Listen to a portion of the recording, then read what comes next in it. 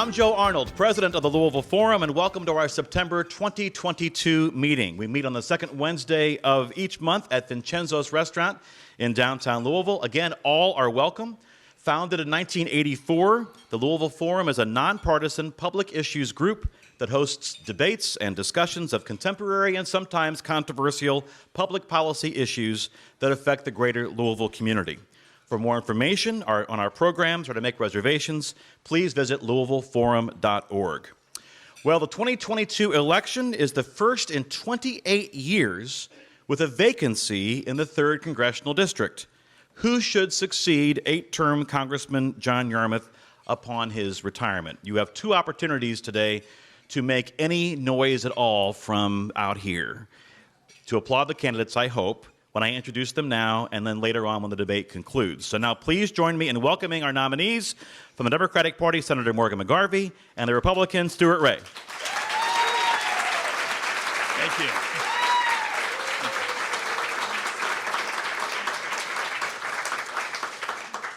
And we're also so pleased to be joined by veteran journalist and Louisville Forum board member Lawrence Smith, who will moderate today's debate.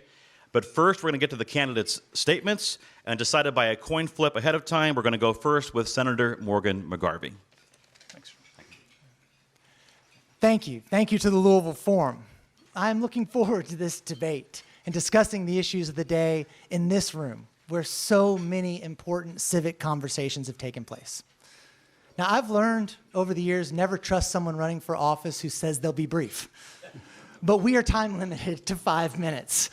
So let me briefly tell you a little bit about what I've done since going to Frankfurt, why I'm running for Congress, and why this race is important. I first ran for the state Senate 10 years ago. Our dining room table was our campaign headquarters. The yard signs were in our unfinished basement. My premise for running was simple too. I said, I'm going to go to Frankfurt. I'm going to stand up and fight for people, stay true to my values, and work to really get big things done. And that's exactly what I did. I've served in the super minority every single day since being in office. I got elected Democratic leader of the state Senate when a guy named Matt Bevin was governor. I've led the fights to make sure that women have access to reproductive health care, that kids have access to health insurance, and that teachers can keep their pensions. But I've done it while working to get things done. I've passed 18 bills into law since being in office, and not just little things either. I passed the first health insurance mandate in 21 years in Kentucky. I've passed laws protecting victims of human trafficking and domestic violence. I've passed laws promoting equity. I passed the first ever bill that solely benefits students at Simmons College, Louisville's historically black college and university, so that those kids have access to Kentucky tuition grant money, making college a little bit more affordable.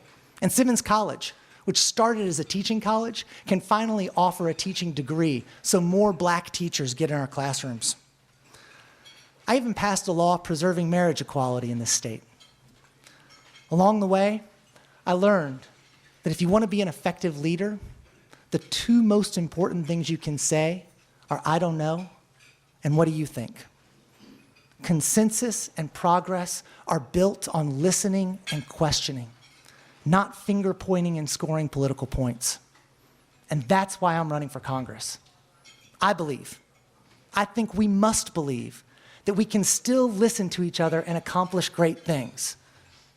Now, I know we can all get frustrated with Washington, but Congress has shown us it can still work. Recently passing the CHIPS Act to revitalize American manufacturing, making major investments in badly needed infrastructure, and even starting to make progress on gun reform. But there is still so much more work that needs to be done.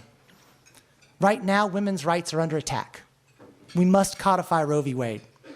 We must tackle the immediate threat that is climate change. We must make sure that everyone has access to affordable health care, starting with cheaper prescription drugs. As a dad with young kids in a 2 working parent household, I know how important affordable childcare, universal pre-K, and paid family leave is, especially when my wife couldn't be here today because she got the call home that our 4-year-old has pink eye. Right? We must deal with the racist policies of the past that still produce systemic inequities and give everyone in America a chance at success. And we must take further action on common sense gun reforms. Listening, asking questions, building consensus, finding solutions. We can do it, but not if we continue to elect divisive and extremist leaders like Donald Trump and those who follow him. Trump helped lead an insurrection against our nation's capital. He took top secret documents to his country club in Florida, and he rages against anyone who dares disagree with him, even recently referring to FBI agents as vicious monsters. And a majority of the GOP is either standing silent or standing with him. When asked at the Constitutional Convention, "What form of government have you given us?" Benjamin Franklin replied, "A republic, if you can keep it." This race is important because our democracy is on the ballot this fall. Women's rights are on the ballot this fall. Progress is on the ballot this fall. Let's make the decision to keep Louisville and our country moving forward.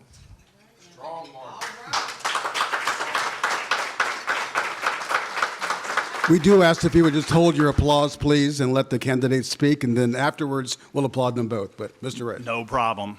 I'm thrilled with Morgan's applause.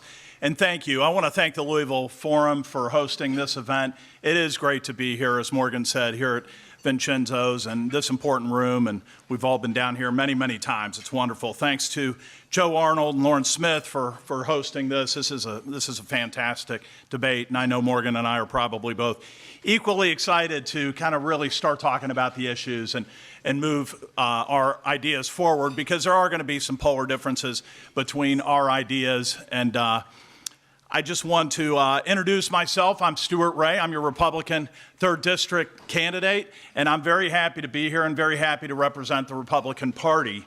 I am not a politician, so I'm not the most known individual in the world. I have been working in business my entire life, 30 plus years at Steel Technologies. That's a company my father founded, and we have now plants all over the United States, both also in Canada and Mexico, and I joined it as a very young man. I grew up in Louisville. I'm a product of public school system, went to Ballard High School, and so I was born in Columbus, but I always say I'm a Buckeye by birth, but a Kentuckian by the grace of God. And I do very much love my city, and many of the things regarding that is what motivated me to run. After a 30-year career at Steel Tech, I went off to, I'm running my own company. It's called Peregrine, and it's in the trucking and metals company.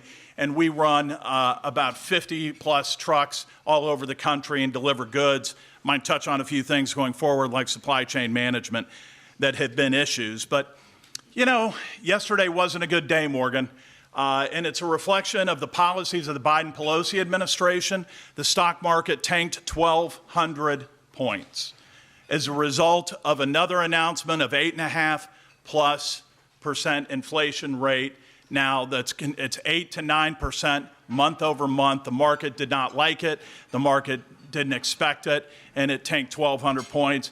We all know two things drive the stock market: fear and greed, and there's a lot of people out there that are very fearful. But this isn't only a greedy topic, Morgan. This is a topic that's affecting everybody's 401ks, retirement accounts, their money that they're trying to build up and are very hopeful that they can utilize in their retirement. So, yes, the Fed is now threatening a 1% increase in interest rates. That would be almost unprecedented. You know, we were hopeful about 0.25%, maybe 0.5% to try to pump the brakes on inflation that's driven us into a recession, but no, now they're talking about the possibility of a 1%. These issues resonate with me personally. It's really what motivated me to run for Congress. I was starting to see the trends of the record high inflation. I was starting to see the direction of leading us into a recession. And honestly, this is very reminiscent of what happened in the late 70s. And if anybody does remember, in the Jimmy Carter era, there were 18.5% interest rates. So when rates go up to over 6%, next week. Don't think that they can't go to double digits, because they have and they will, or they can. Let's hope they don't if we send the right person to Congress. Morgan's going to talk a lot about wonderful things, social issues, things he's accomplished in Frankfurt. And many of them I agree with. You can't argue with many of his accomplishments. But these are now so many federal issues. These are very serious times. Recession is a very serious word. You can't redefine it. And somebody's going to have to go to Washington, not only just pump the brakes on this unsustainable spending. Morgan referred to great things can be accomplished in Washington. $750 billion in what they call an Inflation Reduction Act, and then a couple weeks later we go up 8.5% in inflation. And that money is going to be spent for 87,000 IRS agents. So people are worried about their hometown. People are worried about the grocery store, the prices that are going skyrocketing in the grocery store, the gas prices that are still way too high. They're still $1.50 over 2 years ago. So there's going to be a lot of talk about 2.5 years ago, Trump and everything. But I'm Stuart Ray. I'm not Donald Trump. And I'm looking to move this country forward in a very positive manner. Thank you very much.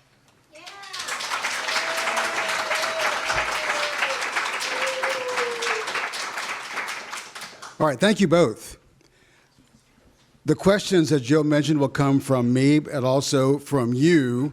I have a list of my questions and a list of the questions that you asked. Each will have a minute to respond to the question. We have a timekeeper up here, but unlike Fancy Farm, there's no band to play you off, so try to keep your answers in that time. All right, let's get started. Since you went second, Mr. Ray, I'll ask Senator McGarvey the first question. In your view, is President Biden doing a good job, and do you support his reelection? You know, what I think we're seeing right now is some real progress coming out of Washington. You have a bipartisan infrastructure law that was passed. It was passed with 69 votes in the Senate. You saw gun reform finally being taken up with Washington, 64 votes out of the Senate. You saw the CHIPS Act encouraging American manufacturing. You saw the Inflation Reduction Act, right? The Inflation Reduction Act, even though that didn't receive a single Republican vote, including for cheaper health care and prescription drugs for Americans, it's helping people out. You know, I heard my opponent just say that there was $750 billion spent to help everyday Americans. That's causing inflation. That's significantly less than the Trump tax cuts that went to the wealthiest businesses and 1% when they didn't cut spending at the same time. So I think that Democrats are trying to move this country forward, are trying to do it in a responsible way by bringing real policy solutions, and we continue to see frustration and obfuscation from the national Republicans. I'm not going to ask you the same question. You mentioned your problems with President Biden. I'll ask you this. Do you believe the 2020 presidential election was valid? And someone wants to know who you voted for, and will you accept the results of the November election no matter who wins? Well, I'm going to answer those real quick and then talk about inflation, because yes, I think the 2020 election was valid. I can tell you in 2016 and 2020, I didn't vote for Hillary Clinton and I didn't vote for Joe Biden. And what was the third one of those? Will you accept the results of the November election? Yeah, I'll accept the results of an election. I just won a 58 vote primary, so I'll accept it. But I do disagree with Morgan on what the great things that's going on under the Biden administration, because we are at 40-year record inflation. I mean, I don't know if his families are buying groceries in the grocery store. I don't know if they can afford these prices. 8 to 9% month-over-month inflation. Recession, they want to redefine the word recession. Well, you can't redefine the word recession. We've had 3 consecutive months of economic decline. This president has spent over nearly $3 trillion since he's been in office. And that's led to the inflation and the recession that you're experiencing right now. These are serious issues. There are several questions for you, and I'll ask both of you these questions about your position on Roe versus Wade, and specifically Senator Lindsey Graham's proposed bill that would ban abortion after 15 weeks. Who's first now? You Thank first. you. I was in agreement with the Supreme Court. What the Supreme Court ruled is that the decision on abortion should be back at the state level, and I'm in agreement with that. Personally, I am Catholic and I am pro-life in my personal life. I do think it should be a state issue. I think that that brings it back closer to the people at hand, and now they can decide on it. And honestly, if you really want to talk about choice, I understand there's going to be abortion language on the ballot this November. So that's giving that's giving the Kentuckians of this Commonwealth a decision on choice themselves. So that's my position. Senator McGarvey, same question. Yeah, I think that's the first time in our country's history we've seen the Supreme Court take rights away from people. It was the wrong decision. It wasn't even in front of the Supreme Court in the Dobbs case. But let's talk about when you say that it should go to the states, what that means in Kentucky. We have a cruel and extreme trigger law that no woman can terminate a pregnancy for any reason at any time other than the health of the mother. How cruel is that? In the last 2 years, the youngest people in Kentucky to need abortion were 2 9-year-old girls. In the week after this law went into effect, I was in my Senate office, and a woman called outside of Jefferson County because she was afraid to call her state representative and her state senator. She had just gone to her 20-week ultrasound and discovered that there was no cleft palate, the stomach was open, and there was no detectable skull. Under Kentucky law, she has to carry that fetus for another 20 weeks so she can have a C-section to deliver a baby that's not viable. I know it's not, but this is important. He didn't answer whether he's for a 15-week ban or whether the extreme measures taken by the National Republicans. But we need to talk about what they mean. That's what this means. That's why it's important and why we cannot and should not erode women's rights in this country. I ask you both a follow-up question about this. Yours, Senator McGarvey, is should there be any limits at all on abortion, or should abortion be allowed up until the time of birth? What I've learned in being in the legislature, these decisions are best left to a woman and her physician. You don't know when something's going to go, there's a problem like I just discussed. That was a wanted pregnancy. That woman went in for an ultrasound and on the worst day of her life had to figure out how she was going to take care of her own health care as well. When the legislature gets involved in these types of personal decisions, when the Supreme Court takes rights away from women, it does not end in a good result. We can and must do better. We should codify Roe v. Wade into national law. The follow-up question for you, Mr. Ray, is what about rape and incest? Those are 2 hot-button issues in terms of whether abortion should be allowed. Sure. And again, I would say that, Morgan, you're a state senator, you're a state legislator. Now these decisions are in the hands of your legislative body. So you should get involved and make those decisions. And we just heard his position on late-term abortions. I don't know where my opponent draws the line, but we've seen that there's been 9-month abortions. There's been, people could get into sex selections. People could just, you could provide a child may need life-saving support if an abortion goes bad, and they're saying once it's out of the womb, it doesn't deserve life-saving support. So yes, I agree it's a very, very complicated issue, but once again, there are issues that are probably going to be worked into the law, like rape and incest, and there's going to be issues that should be definitely, seriously addressed, and that is late-term abortion, last trimester abortions, 9-month abortions. So there's 2 extremes. So I'm going to offer a rebuttal to that really quickly, since he didn't answer the question of whether we should allow rape or incest as an exception. Didn't answer the question of whether we should allow a woman who has been raped to terminate her pregnancy. Uses red herring like these supposed late-term abortions that really don't happen. Right? This is basic health care for women. You say that it's a state's issue and that's where we should get involved. I've been involved. But yesterday, Lindsey Graham proposed a nationwide federal ban on abortion. And Kevin McCarthy, if he's in charge, has said that the House Republicans will pass a nationwide 15-week ban on abortion with no exceptions, with no exemptions. The legislature isn't equipped to handle those situations when a woman comes in and finds out that her child isn't viable. You think Congress is going to act to save that type of healthcare decision? This is where we have to have adults in the room, serious people who are going to talk about these really complicated, difficult, serious issues in meaningful and serious ways. I'm going to leave this issue, but give you 30 seconds for Please. a quick rebuttal. Thank you. Rape, incest, and life of the mother, I certainly think need to be addressed, and I would be not opposed to that.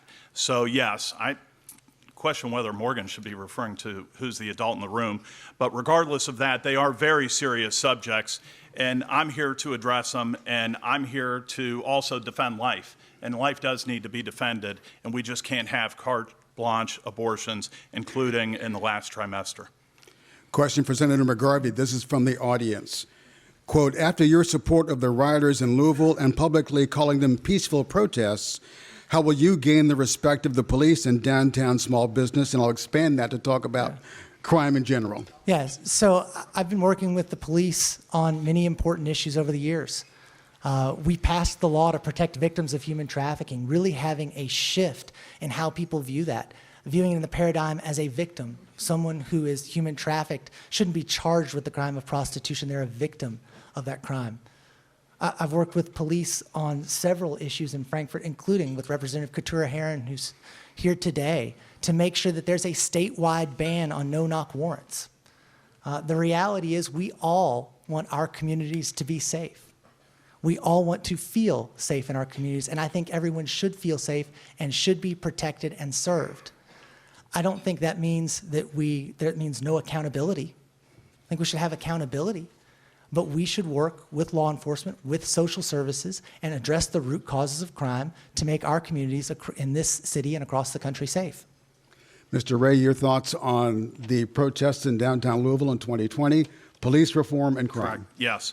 The police had a very serious decision to make. For 16 years, we have had an incumbent in Congress. So they really had an open opportunity, and they interviewed both myself and my opponent, and the Fraternal Order Police of Kentucky, led by the Fraternal Order Police of Louisville Metro, endorsed me just 2 days ago. So I certainly have the support of the police, and they recognize that there is a tremendous need for change throughout the entire community. They want to see improved community and policing as well, and there's a lot of great policies that they can implement that will bridge the gap between the community and the police force, and that's vitally important.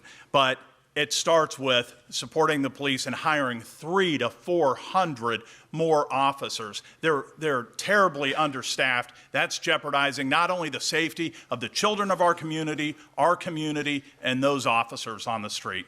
Just one quick thing there, Lawrence. The Fraternal Order of Police never interviewed me or my campaign.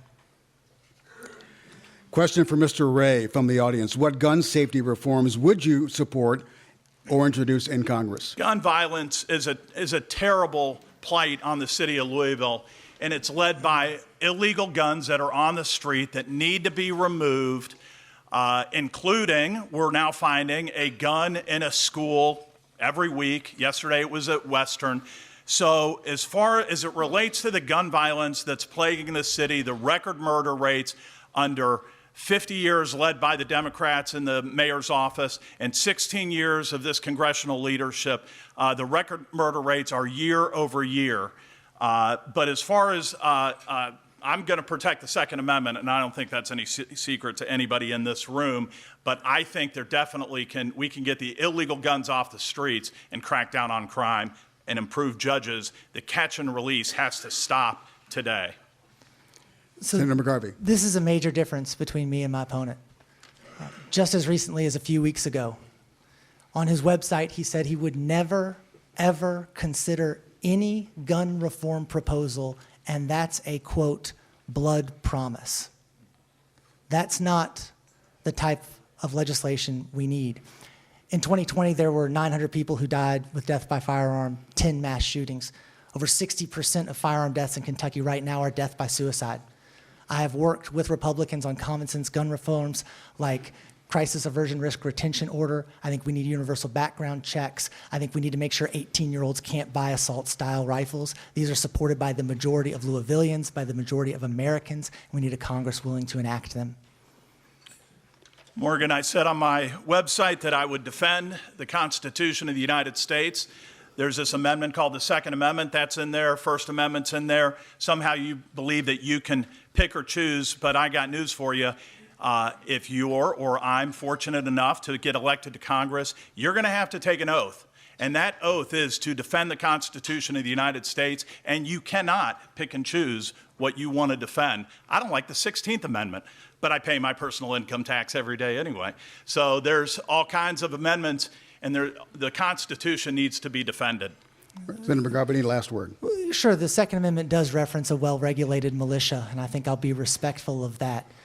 I think common sense gun reforms, there's nothing in the Constitution that guarantees an 18-year-old a right to an assault rifle. There's nothing that says you shouldn't receive a background check.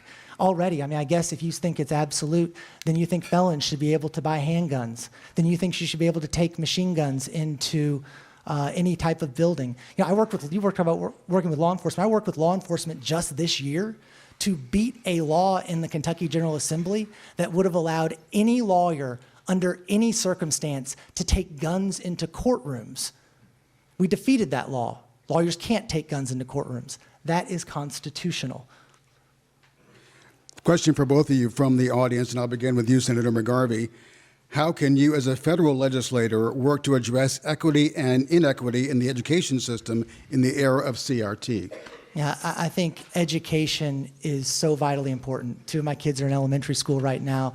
The youngest is still in preschool. What we need to do is we need to make sure that we are adequately funding education at all levels. I think it's time that we stop looking at education as the decades-old model of K through 12 and expand to have universal pre-K and preschool available to every child so they're ready for kindergarten. And then after 12th grade. I'm not saying it has to be four-year college, although we need to invest far more in our four-year colleges, and I hope we get to that today. It could be trade school that becomes part of public education. I think we can do far better in this regard. And when teaching our kids, we need to keep them up with the rest of the world. I think we should teach all subjects. I think we should teach accurate history. I think we should have important discussions in our schools and have our kids prepared for a world and global economy. Mr. Ray, same question. How do you address the issue of equity and inequity in education in the era of CRT? And I'm going to get on that, but I got to roll back to the last comment because Morgan seems to like to make up laws. Felons can't buy firearms. They haven't been able to buy firearms for a long time. And I'm all for, if the problem is not, I'd love to see mental health issues tied to the background check. By the way, the NRA was the first supporter of the universal background check. I would love to see mental health tied to the background check, but HIPAA violations and all the regulations in the medical health care system prevent doctors from reporting mental health issues. As far as CRT is concerned, I think the problem is, in many cases, it begins to rewrite history. It begins to open the door to other teachings, and the reality is, parents need to have a say in what their children are taught in school. Parents need to have a choice on what their kids are taught in school, and they need to have a choice of where they're going to school. Because Jefferson County Public Schools are one of the worst performing school systems in the state. They're dragging the entire state's average down, and they need competition via school choice, whether it be charter or faith-based schools. Senator McGarvey, Quick rebuttal to both of those points. Number one, that was exactly my point, Stuart. Felons can't buy handguns. That means there are regulations on firearms in the Constitution, and it's not an unfettered right. Number two, the hallmark of Jefferson County Public Schools is that we have choice. My kids have 6 schools in their cluster. Then look at the magnets: Lincoln, Brandeis, Great House, all of the places that everybody can go.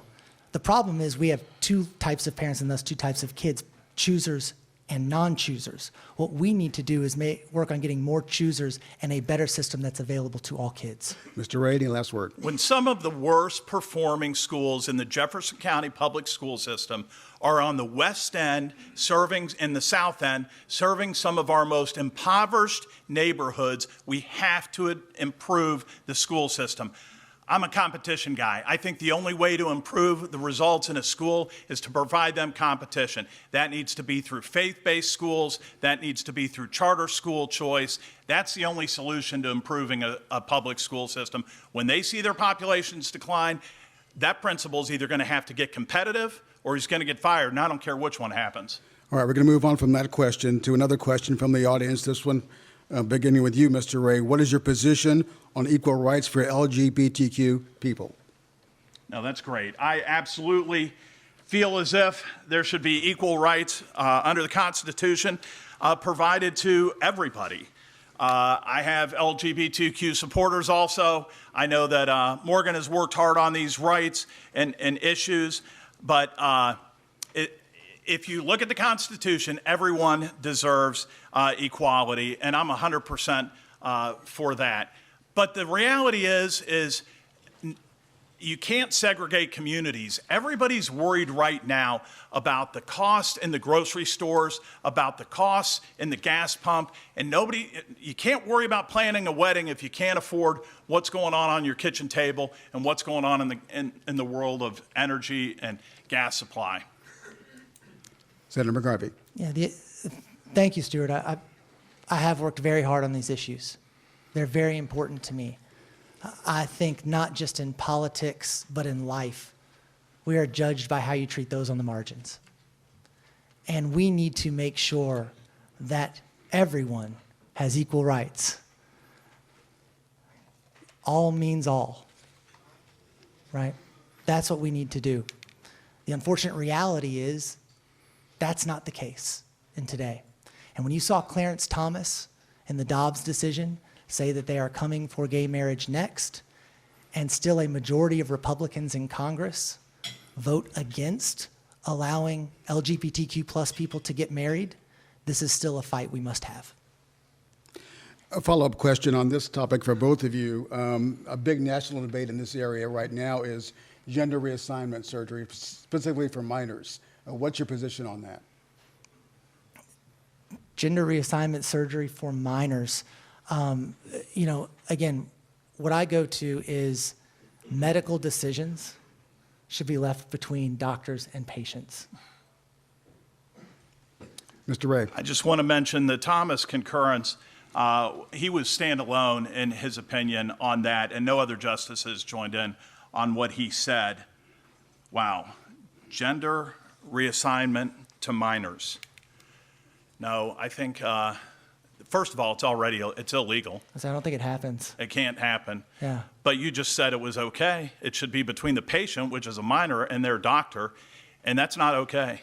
Parents have to guide that child, and I'm telling you, I know there's 9-year-old children that think one way. I've had 5 of them, and by the time they're 16, they very well may think another way. So no, as parents, we have to be the adult in the room. We have to guide our children through puberty, through these difficult times, and into adulthood. And let me be clear on that. I should have stated that this is the law, and that parents are involved, and parents do remain involved in those types of decisions. Question first for you, Senator McGarvey. President Biden recently announced what he says is a one-time student loan forgiveness program. Do you support that plan? And should taxpayers support student loan forgiveness? I think it's absolutely a step in the right direction. The reality is, and my parents are here with me today, their generation is not more virtuous than ours. But they could afford college and didn't have to experience the crippling debt of student loans. I think this is a good first step in the way they sort of couched it so that people who were on Pell Grants, who didn't have as many resources, got more of the loan forgiveness than others. We are still, however, only attacking the symptoms and not the disease. And that is, we have underfunded higher public education for decades. And the reality is that skyrocketing tuition costs have become a way of taxing the middle class. I think that not only is this a good first step, I think we must continue to invest more in public universities where we have more students than in profit and private universities combined, so that anybody who wants it continues to have access to the American dream. Mr. Ray. As it relates to the dollars we're doling out under the Biden administration, Morgan, I'm not so sure how much money is enough, because we've spent nearly $3 trillion, then we forgave between $10,000 and $20,000 worth of student loans. I don't know how fair that is to the parents that have paid and worked their tails off and paid for their child's education. How about the children themselves that took a second job and worked themselves through, whether it's an elite school like Harvard or work themselves through University of Louisville? I know them on both spectrums, and I don't think that just writing off loan forgiveness and forgiving $10,000 to $20,000, especially this time of year, feels right before election season. But one other point about what you commented on is I agree with you. The cost of education is way too high, and the universities get significant tax breaks for their multi-billion-dollar foundations. I'm for freezing tuition. Let's freeze tuition now. Tuition prices do not need to continue to escalate.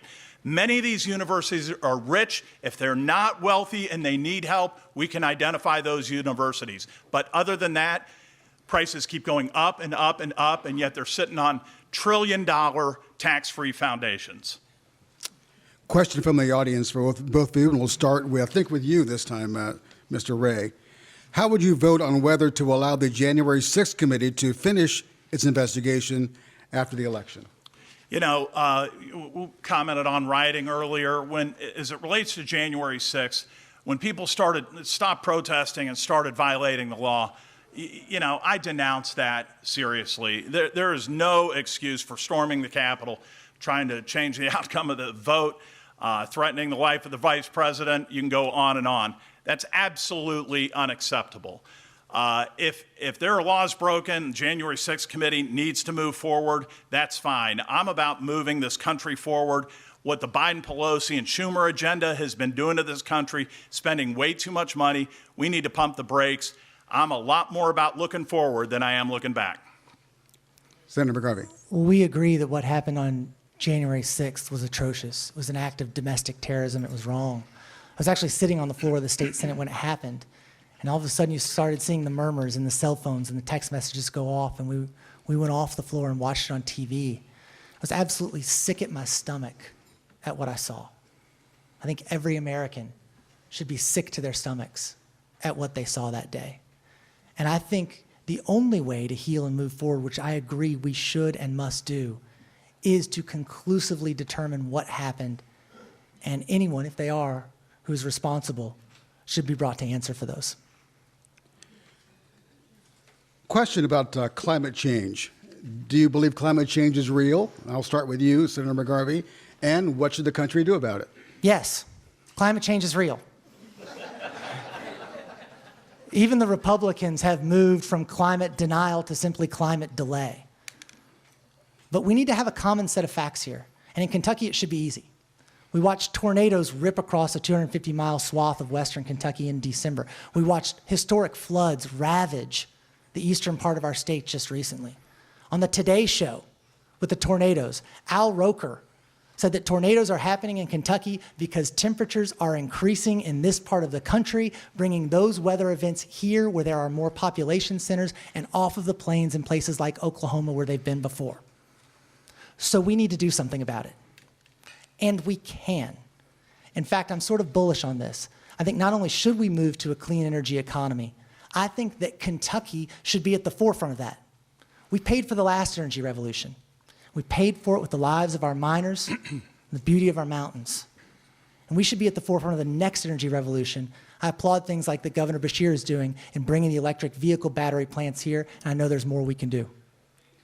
Mr. Ray, is climate change real? If so, what do you do about it? Climate change is real. The climate changes and cycles consistently, but you also heard what my opponent, which I'd be curious if he drives an electric vehicle, I don't know.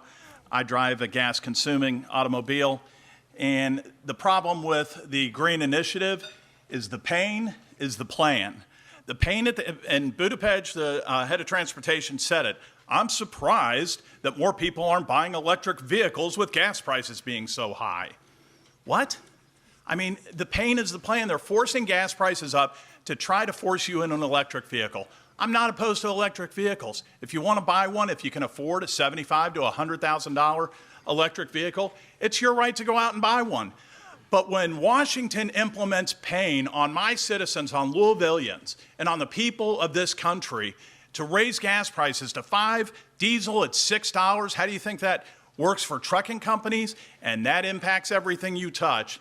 The pain can't be the plan on this Green Initiative. We need to be energy independent, and we also have to have be sensitive to our ecology. You want 30 seconds, Mr. McGarvey? Nobody likes high gas prices. I don't like high gas prices. I'm glad gas prices are coming down and that Congress has acted and is passing things like the Inflation Reduction Act. You are seeing inflation across the globe. You are seeing gas prices across the globe. Let's not discount the supply chain from the pandemic and the fact that Russia has unprovoked attacked Ukraine, and that's causing problems. The pain, however, is that the planet's on fire, that the Department of Defense is planning to move bases because of rising sea levels. If we talk about the temperatures going up even just a degree or two, the significant consequences of that. When the average global temperature was 8 degrees cooler than it is right now, there were glaciers in St. Louis. We can act, we should act, and we should be a global leader on this issue. 30 seconds for any last word, if you like it. No, I think everybody realizes that what this president is doing, he releases our emergency energy fuel to try to lower the gas prices. That's not what it's for. It's for time of war. Gas prices don't come down as a result of that, and he sells some of it to China. So he gets an Air Force One, flies to Saudi Arabia, fist bumps the prince, probably picks up COVID, cuts a deal for additional energy, comes back to the United States. I got news for you, Mr. President. I'll tell you how to get energy. Pick up the phone and call Texas. It's a lot smaller carbon footprint. Question for you, Mr. Ray, from the audience. You mentioned inflation. What specifically, in detail, is the Republican Party's plan to reduce inflation? Oh, I mean, the biggest problem with inflation is this out-of-control, unsustainable spending. And therein lies the problem, $3 trillion worth of spending. It's sad but true, the Fed does have to raise the interest rate. That is one of the ways to curb inflation.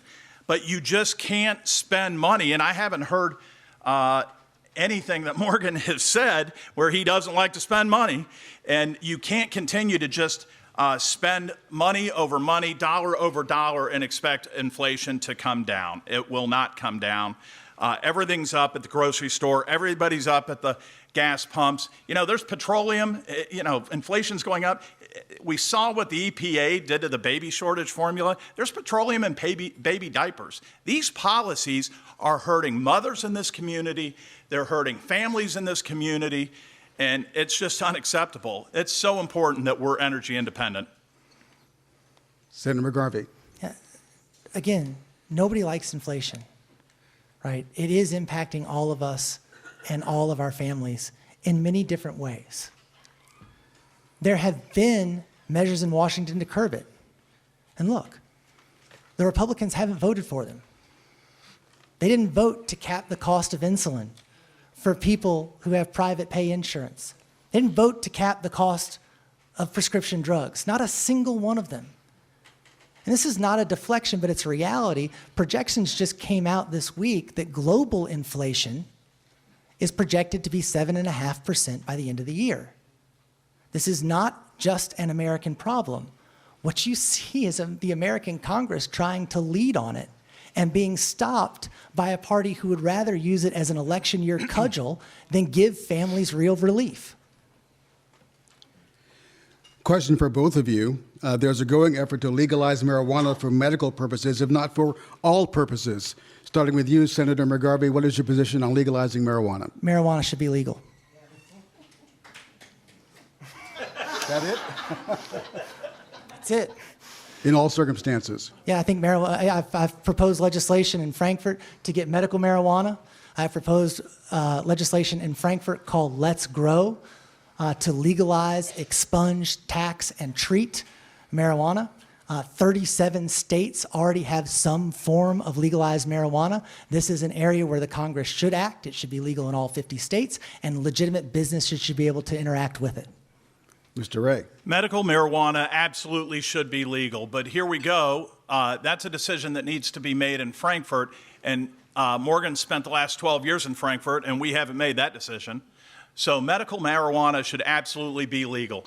I have friends that have Parkinson's. I have friends that have other medical issues. I have a family member with cancer, and medical marijuana absolutely has to be legal in this country. That decision needs to be made in Frankfurt. Let's move some things forward in Frankfurt. Question for both of you, starting with you, Mr. Ray. From the audience, Tip O'Neill famously said, all politics are local. Is that still true, or have all politics become nationalized, and is that a good or bad thing? I think it would be, I think it would be a bad thing if it's all nationalized. I do believe all politics is local, and I have pledged a couple of things. I have pledged to take a term limit pledge. I will only serve for 6 years. I'd be interested in what my opponent answers that, because he's been comfortable in Frankfurt for 12 years, and I'm sure he's got his eye on Washington for decades to come.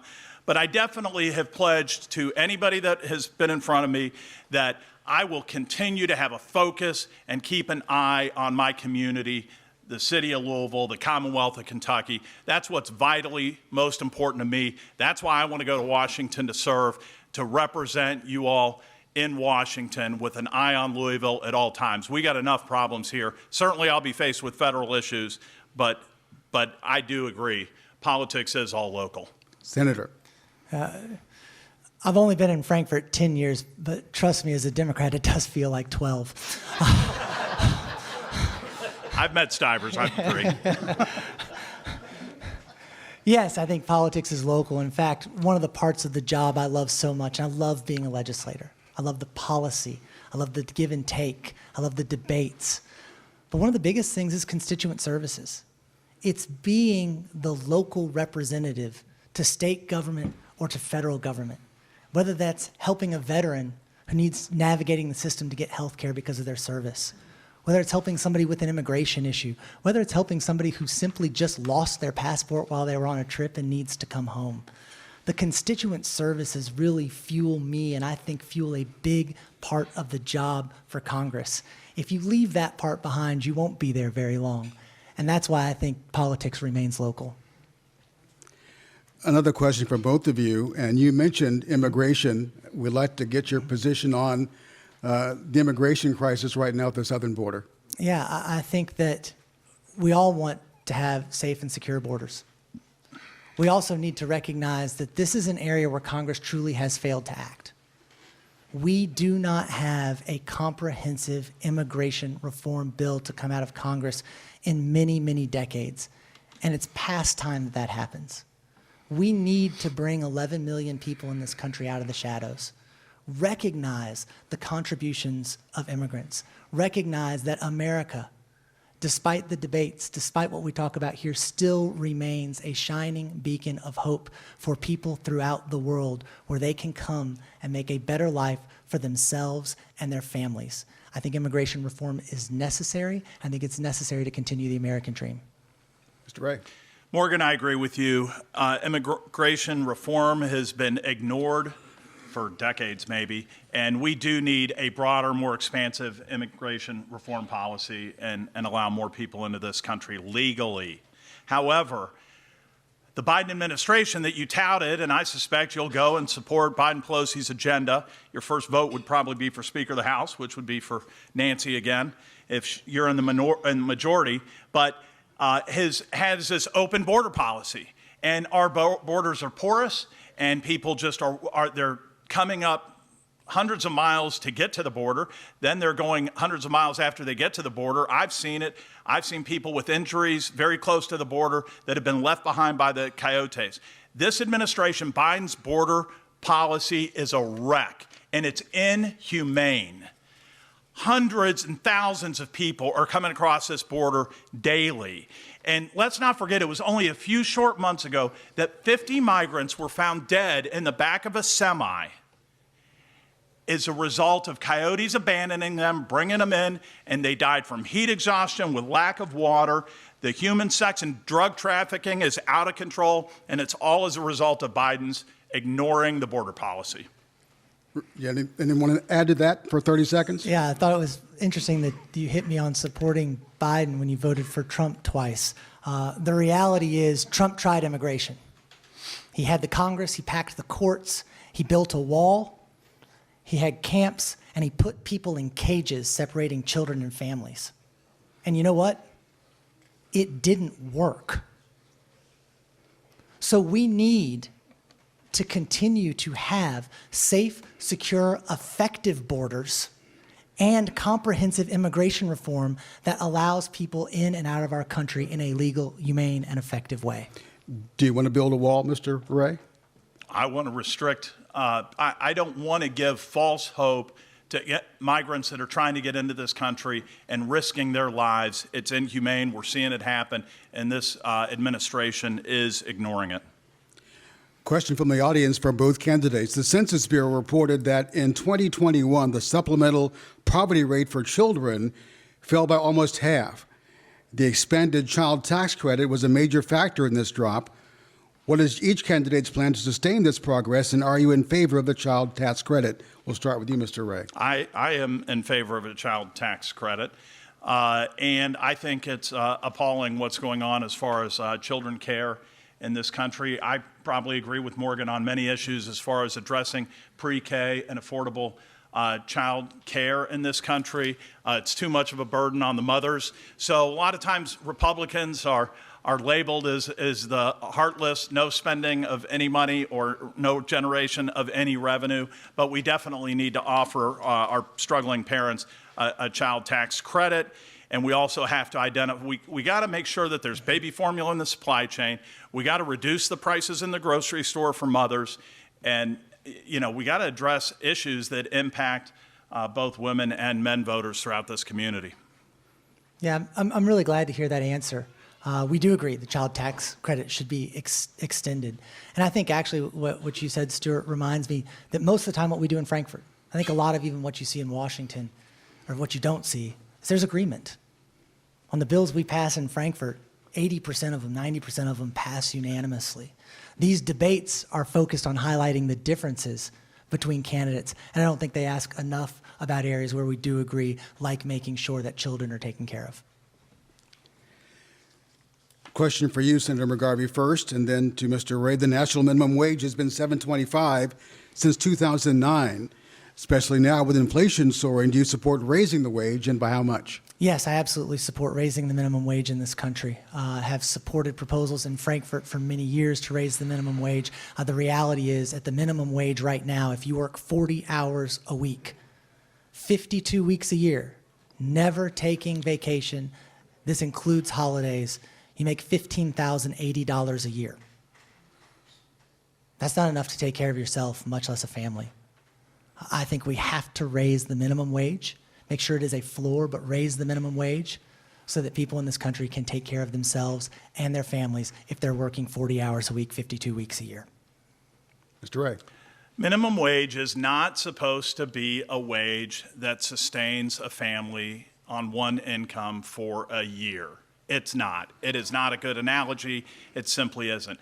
What it does do is it hurts the economy and it eliminates jobs. Everybody knows that when you go into a Thornton's or you go into a Wendy's or whatever, you're seeing more and more kiosks. So kids, like I did, I mean, I worked at Burger Queen. Who remembers Burger Queen in Louisville, Kentucky? That was one of my first jobs. And you know what? Those jobs aren't available to you anymore because the reality is they're putting up kiosks and people are going in and swiping their credit card, hitting the kiosk, and it isn't going to be long until that burger just shoots out, just like the Jetsons cartoon, shoots out the tube and comes all the way over to you, and that's going to be it. No paying jobs for young people that want to put in, 5 hours or 4 hours in the evening or 6 hours on a weekend. I grew up working at Burger Queen, then graduated at Baskin Robbins. So those were my initial jobs. You want to hear some of the wages there? I think I was $2.15 an hour. So, but you know what? I learned the value of hard work, and I learned how to work in a store, and those were important values. Show up or get fired. Those were important values as a young man. Last question for both of you, and we'll start, I think, with you, Mr. Ray, on this one. Great. Is America better off than it was 2 years ago? Oh, thank you. And if so, how and why? Thanks for that question. I don't think there's anybody in this room that can answer that you're better off today than you were 2.5 years ago. I mean, we had very low gas prices.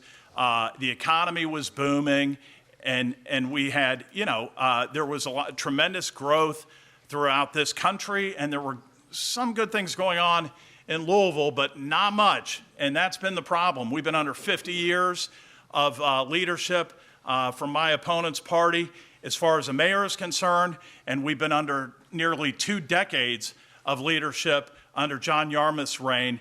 In the last 2 years, the Biden-Pelosi administration has run this country and this economy. It's a train wreck. And when Louisville hurts, it's like when the country catches a cold, Louisville catches the flu.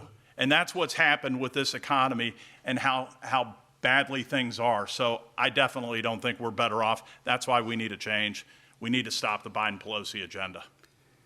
Senator McGarvey, same question. Is the country better off now than it was 2 years ago? Yeah, I think it's, first of all, really important to frame exactly where we were 2 years ago. And 2 years ago, none of us would have been in this room. We were in the middle of a global pandemic. And we are still trying to come out of that and the effects of that. And what we are seeing are good, progressive policies, capping the cost of prescription drugs, reducing inflation, encouraging American manufacturing, to get our country back ahead of the rest of the world as it comes out of a global pandemic.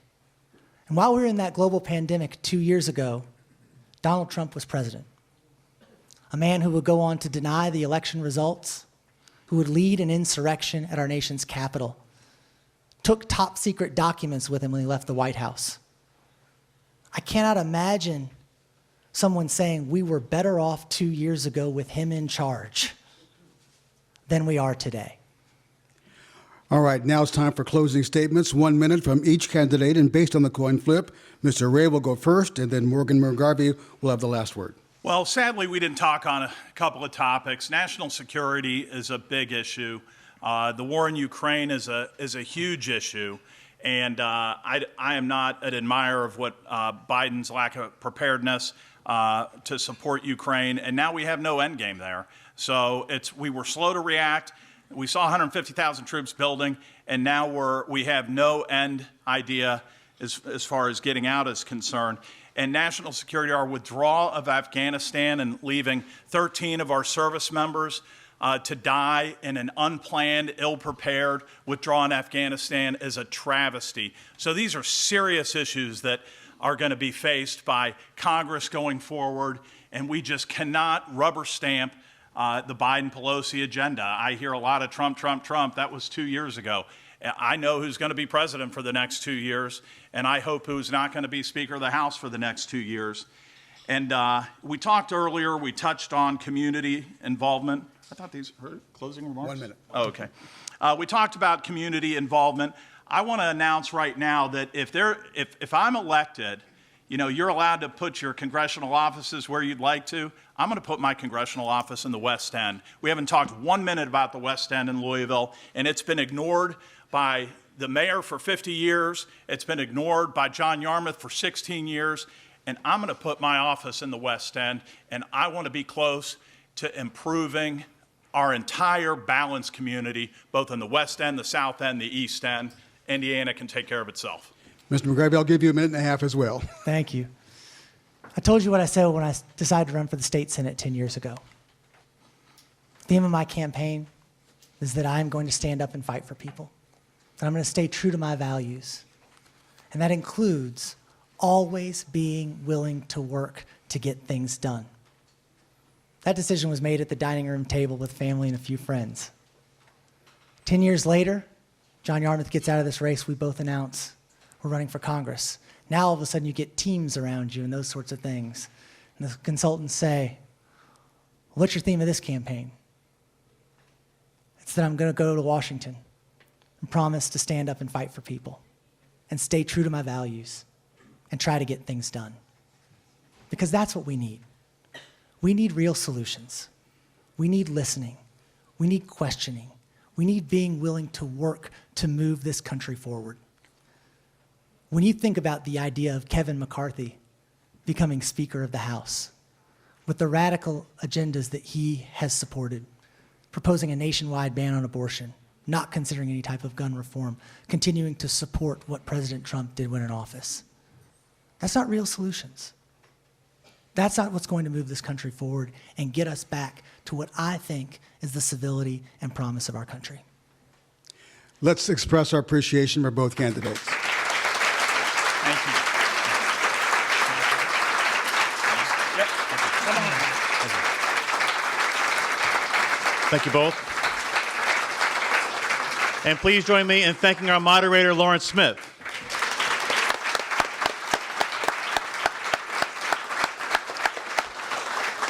Our next meeting of the Louisville Forum is Wednesday, October 12th. We will host the Louisville mayoral debate between Republican nominee Bill Dourif and the Democratic nominee Craig Greenberg. Forum members, listen up.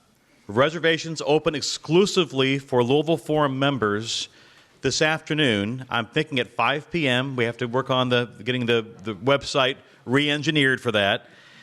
If any seats, that'll be open, by the way, for 1 week only for Forum members until next Wednesday, September 21st. At that point, if any seats remain, those will be open up to the general public next Wednesday. Thank you all so much for being here. Thanks for coming early. Have a great day.